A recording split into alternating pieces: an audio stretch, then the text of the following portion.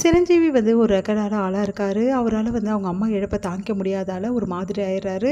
அதனால் வீட்டில் வந்து கொஞ்சம் ரவுடிஸ்தனம் பண்ணிட்டு அப்படியே வந்து திரிஞ்சிட்ருக்காரு. அவங்க அத்தை மட்டும் அவருக்கு வந்து சப்போர்ட்டாக இருக்காங்க.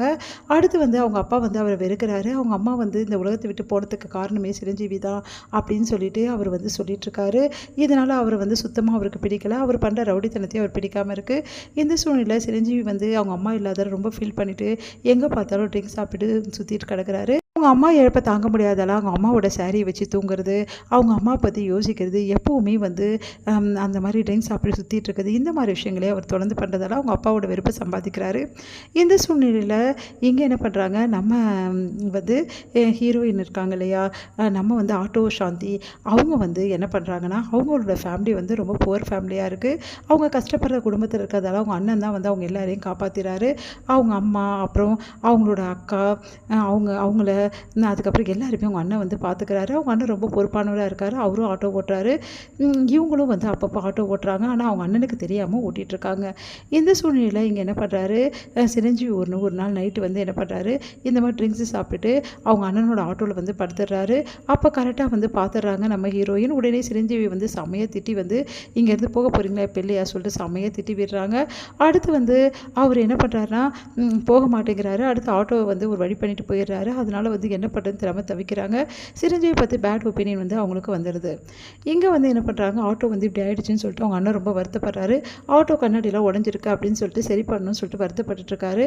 அப்போ என்ன பண்ணுறாங்க, அவங்க தங்கச்சி இன்னொரு தங்கச்சி என்ன பண்ணுறாங்க, அவரோட நம்ம ஹீரோயினோட இன்னொரு அக்கா இருக்காங்க இல்லையா, அவங்க என்ன பண்ணுறாங்க, நான் வந்து கம்பளை கழட்டி கொடுக்குறேன்னு சொல்லிட்டு கம்பளை கழட்டி அவங்க ஃப்ரெண்டு கிட்ட கொடுக்குறாங்க. விஜயசாந்தோட அண்ணனோட ஃப்ரெண்டு கிட்ட அவங்க கம்பளை கட்டி கொடுக்குறாங்க. இதை விற்றுட்டு எப்படியாவது அண்ணனுக்கு வந்து வண்டி சரி பண்ணி கொடுத்துரு அப்படின்னு சொல்லிட்டு. ஆனால் வந்து அந்த விஷயத்தை தடுத்து நிறுத்துறாங்க விஜயசாந்தி. உடனே போயிட்டு நான் பணம் கொடுக்குறாங்க. ஏது உனக்கு பணம் அப்படின்னு சொல்லிட்டு கேட்டோன்னே, பரவாயில்ல இந்த பணத்தை வச்சு நீங்கள் வண்டியை சரி பண்ணிவிடுங்க, அக்கா கிட்டே இந்த நகையை கொடுத்துருங்க, ஆனால் நான் தான் இந்த பணத்தை கொடுத்தேன்னு சொல்லாதீங்க, அப்புறம் பெரிய பிரச்சனை ஆகிடும் அப்படின்னு சொல்கிறாங்க. சரின்னு சொல்லிட்டு அவரும் வந்து வண்டியை ரெடி பண்ணி எடுத்துகிட்டு வந்து கொடுக்குறாரு. அதுக்கு அவங்க அண்ணன் எப்படி ரெடி பண்ணேன்னு கேட்டோன்னே, நான் தான் என்கிட்ட காசு ரெடி பண்ணேன்னு சொல்கிறாரு. அதே மாதிரி அவங்க அக்காவை வந்து அவர் விரும்புகிறாரு. முன்னாடி வந்து அவர் வந்து சொல்கிறாரு, இந்த மாதிரி உன்னோட தங்கச்சி நான் விரும்புகிறேன் அப்படின்னு சொல்லிட்டு சொல்கிறாரு நம்ம விஜயசாந்தியோட அண்ணன்கிட்ட.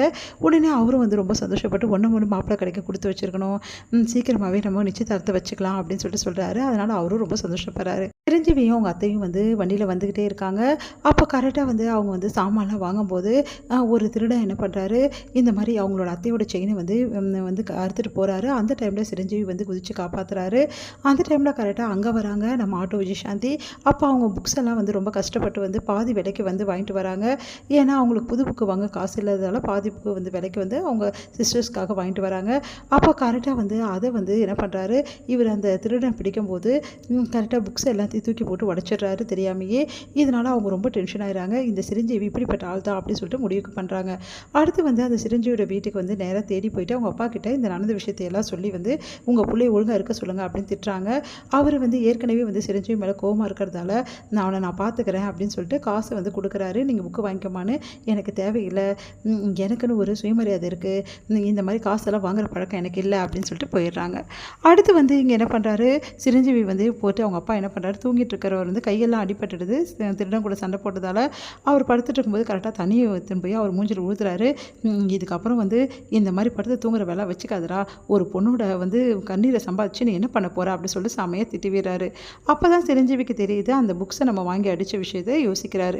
அவங்க அத்தை என்ன பண்ணுறாங்க, சிரஞ்சீவிக்கு எந்த பிரச்சனையும் வரக்கூடாது அப்படின்னு சொல்லிட்டு புது புக்ஸ் எல்லாம் வாங்கி என்ன பண்ணுறாங்க, நம்ம வந்து ஹீரோயினுக்கு வந்து அனுப்பிச்சி விடுறாங்க.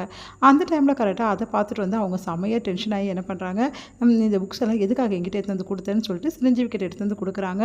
அவர் வந்து நான் இந்த புக்ஸை அனுப்பலை அப்படின்றாரு. அவங்க நம்ம மறுக்கிறாங்க.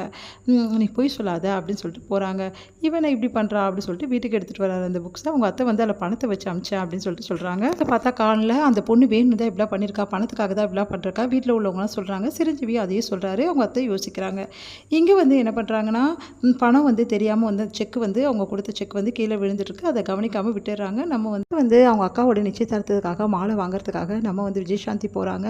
அங்கே கரெக்டாக அவங்க அம்மாவோட படத்துக்கு மாலை வாங்குறதுக்காக நம்ம வந்து சிரஞ்சீவி வராரு.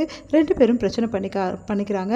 அப்போ நான் தான் மாலைக்கு காசு கொடுத்தேன்னு சொல்லிட்டு சிரஞ்சீவி சொல்கிறாரு. அப்போ ஒருத்தர் வந்து சண்டை போட்டுக்கும் போது விழ போகிறாங்க, தாங்கி பிடிக்கிறாங்க, ஒருத்தர் பார்த்துக்கிறாங்க.